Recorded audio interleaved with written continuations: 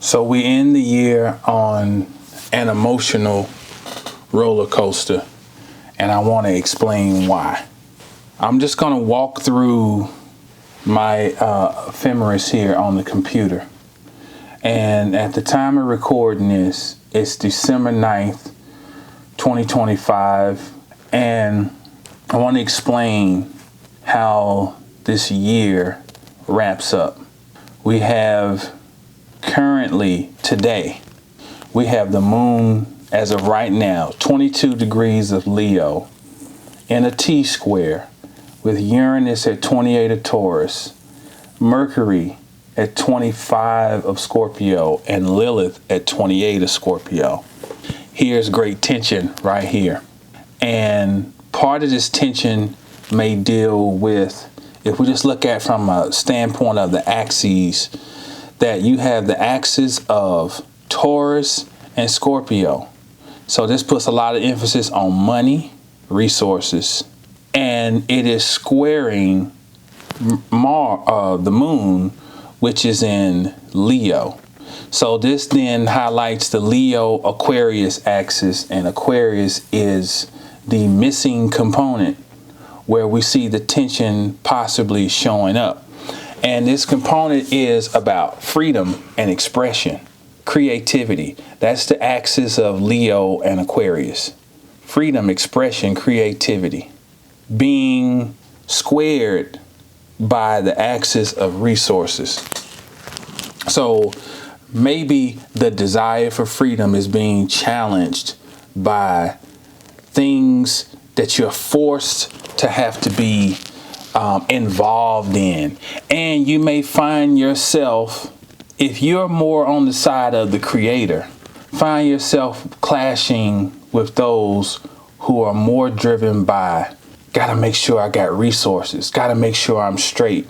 It's funny that a video popped up today, a guy talking about the Carters, this country music Western family, who went around basically and were jacking people's creativity. Old black folk in the South, that they were going around to churches and juke joints and basically stealing the flavor.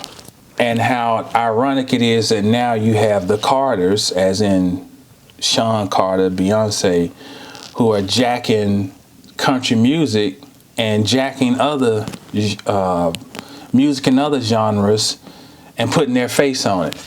And he's saying in one regard, that's cool that they're getting some get back. But in the other regard, it's about, he said, I'm about the creativity at the end of the day. And it made me think about this axis right here. The Leo Aquarius axis, creativity and freedom being squared by the axis of, hey, I got to make sure that I got something of value. When the dust clears, I got to make sure I came out of this with something. That's Scorpio. Scorpio is, I must win it by any means possible. When the dust settles, I got to make sure I got me. And I'm going to bite anybody. I'm going to sting anybody that gets close that's going to potentially hinder me getting what I feel is mine. You know, and Taurus is, I don't want to lose what I got. I have this, I'm comfortable, I don't want to lose it. And so it may not be literally money, it may be just some area in life where you're having a conflict where you want to move forward into the future. You want to go with the desire to be free, right? But then you have this roadblock of, what about my security? What about my stability? This could be something that, you know, we find this conflict, and it creates this emotional conflict right now. Now, also we have building is a square between Mars and Saturn.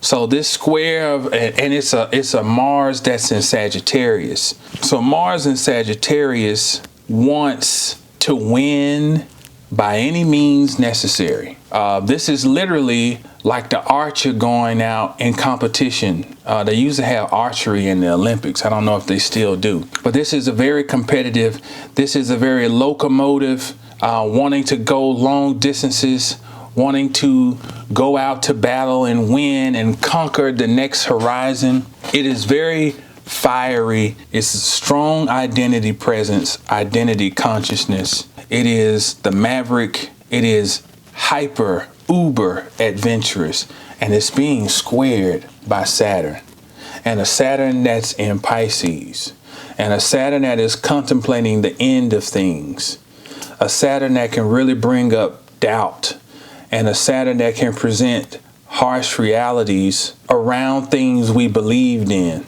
Now, after Mars moves on from its square to Saturn, which is, let's look and see how long this is going to last. That square with Saturn is going to be pretty strong until Friday, and it starts to ease up some. But immediately, Mars moves right into a square with Neptune. So instead of feeling like there's a block, now this is, we may fall guilty to our own passions misguiding us, misdirecting us, and all that energy to go forward. The problem is we want to go forward, we don't know which way to go. And there's confusion. And there's the potential danger of being lost in something that we've imagined, in Maya, in the illusion. And it potentially being injurious because, you know, we're thinking this is the way to go, but we don't really have all the data yet to confirm, but that don't matter because we're going. So this can be a clash where we find ourselves boldly going into a direction that maybe we should have rethought.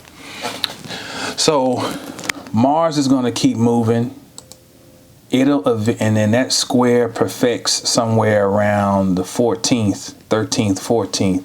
So that intensity's there. But right behind Mars, you have the sun at 23 of Sagittarius. This is on December 14th. And now the sun is squaring Saturn. So we had a fiery planet, one come through and get locked down by Saturn. Now you have the other fiery, the luminary, the sun, now is going up against Saturn. And just think about what's Sagittarius. Sagittarius is my idea. You know, it is my truth. This is how I see everything. And it is how I see it, and then I present it to you. Because if you just think about from a medical astrology standpoint, Sagittarius is it's the exhalation. Gemini is a inhalation. So when I'm exhaling, I'm letting you know what I'm letting you evaluate my breath, my spirit. I'm sharing it with you. I have a philosophy. I have an idea, right? And so all of that kind of meets up to some type of harsh reality or reality check with Saturn squaring the sun. At the same time that Saturn will be in a square to the sun, the moon at 25 of Libra will be in an opposition to Chiron. So what are your one-on-one relationships reflecting back to you about you? What truths are coming up about you that are, you know, flying up in your face and that you cannot deny? How are you feeling like you need to defend yourself? And so this position, this aspect with the moon, let me go back. That really starts on the 13th, late on the 13th with Chiron. So that adds flavor to all of this. So that's the 14th. So how long does it take the sun? So the sun is going to continue to square Saturn. Then by the 18th, it's moving into a 2-degree orb with its square to Neptune. And once again, the sun is the chief luminary in our solar system. So it is focused light.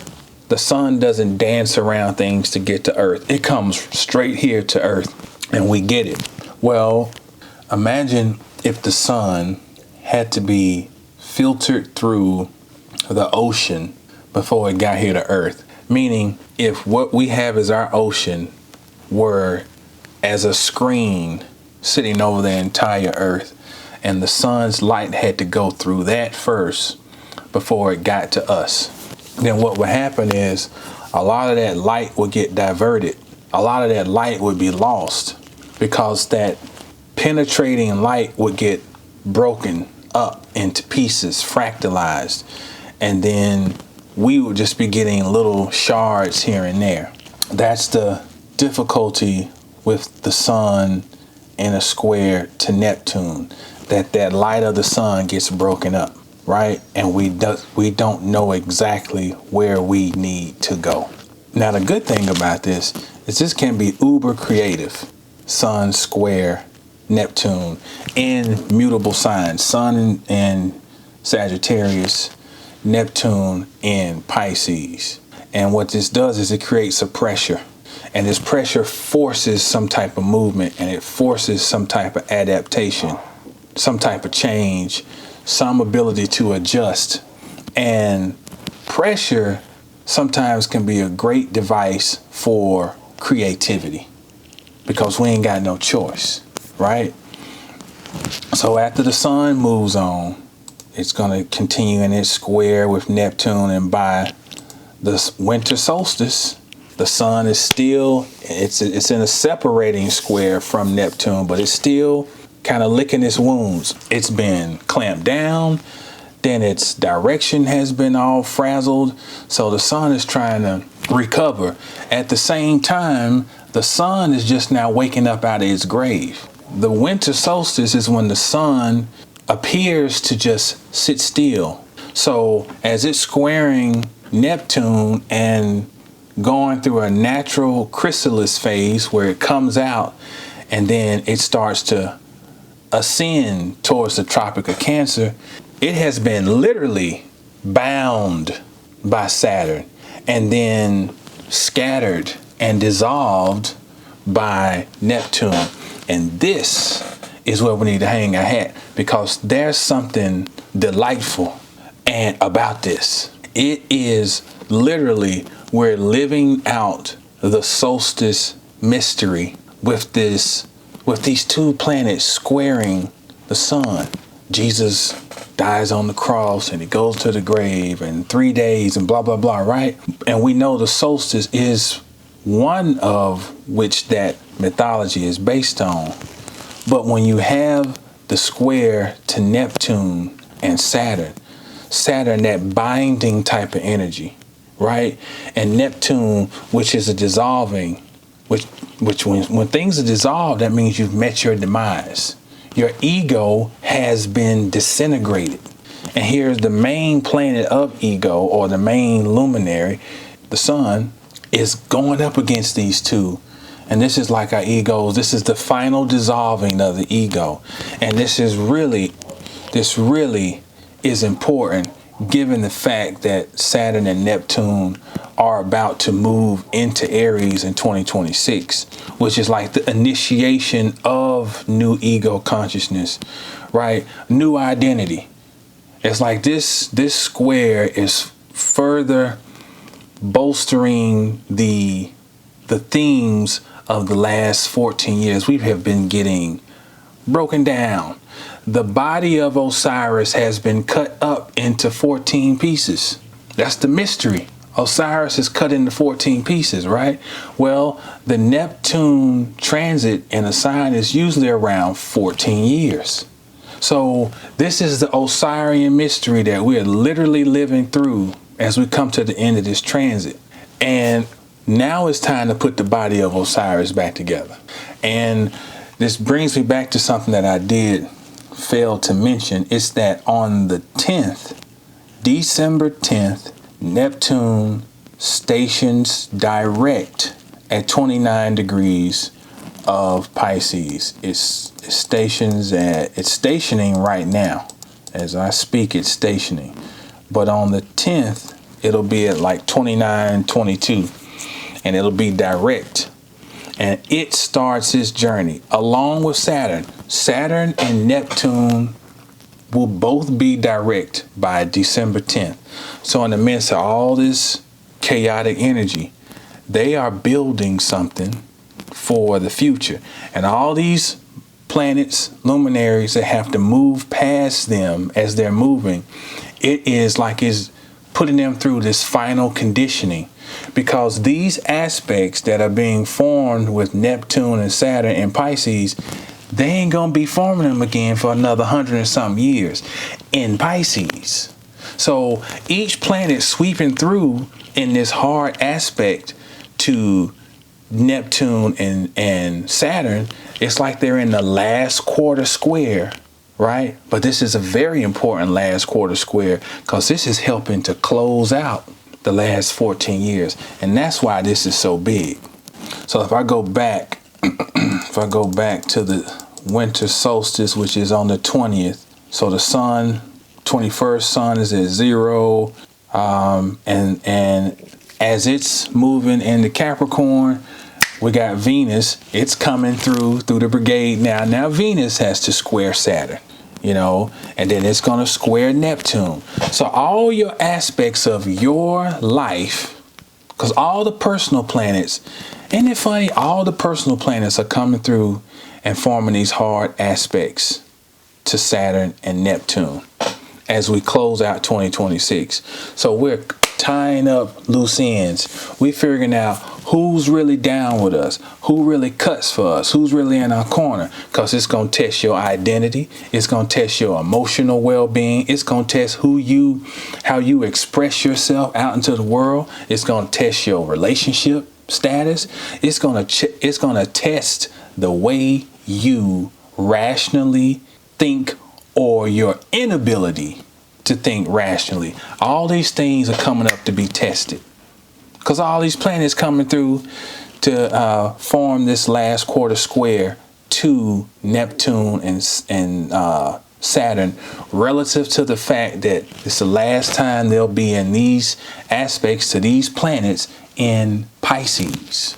So on the 22nd, Venus is approaching the sun. They're about to have their Cazimi soon.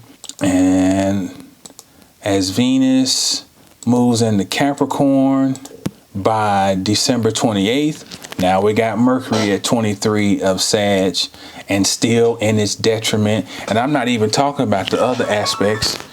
The fact that we have Mercury is approaching a quincunx to Uranus and further intensifying things. But Mercury right now is opposing Uranus. So Mercury and Uranus is your internet been crazy. So if I look different, it's because my my SD card ran out. I had to put in another one. So let's pick back up. So on the 28th, Mercury is at 23 of Sagittarius, and it's also in a quincunx to Uranus at 28 of Taurus, while it's also moving into a square to Saturn and Neptune.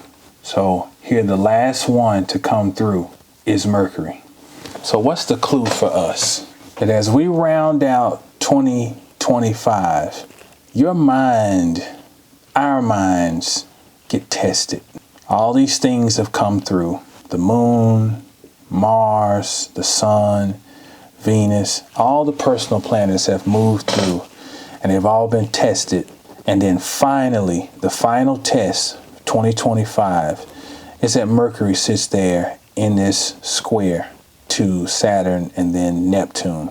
Doubts, fears, resignation, all these things, misguided lies and deception, because we got Mercury here in this square to Neptune. Be careful about people misguiding you and leading you into fairy tales and down roads that look just beautiful when you turn down them, but they ain't leading you to nothing but a dead end. Gotta be careful. People selling your pipe dreams. Be careful as we roll out this year, because that square with Mercury carries over, a Mercury that's still in detriment, carries over into 2026. And so how we close out 2025 mentally is going to factor significantly into how we move into 2026. Mentally, you must put the body of Osiris back together. Remember, the mythology says that Isis remembered. She remembered because she had found 13 pieces, and the only thing that remained missing was his male member, which had been swallowed by a fish. So she took some wood and replaced his member, and then so basically when she replaced it, she remembered him. Because Osiris goes into the underworld, which is the subconscious mind. But through the emotional connection to the subconscious mind, she remembered the body of Osiris. You've got to remember what you are in your purest essence before it got all torn into 14 pieces during Neptune's transit through Pisces. This is the time to remember the body of Osiris. You lost yourself at some point. Many of us lost yourself, lost your power, lost your confidence, lost your will, lost your self-determination. Some of us lost touch with reality. This is the time to recover what has been lost, if it was something of value. And at the same time, then, to be mindful of what you lost that needed to be lost, and to let that die. So on that note, I'll wrap it up. 720astrology.com for all of your deep, in-depth astrological needs, coaching, learning tools, everything. Know the stars to know yourself. Peace.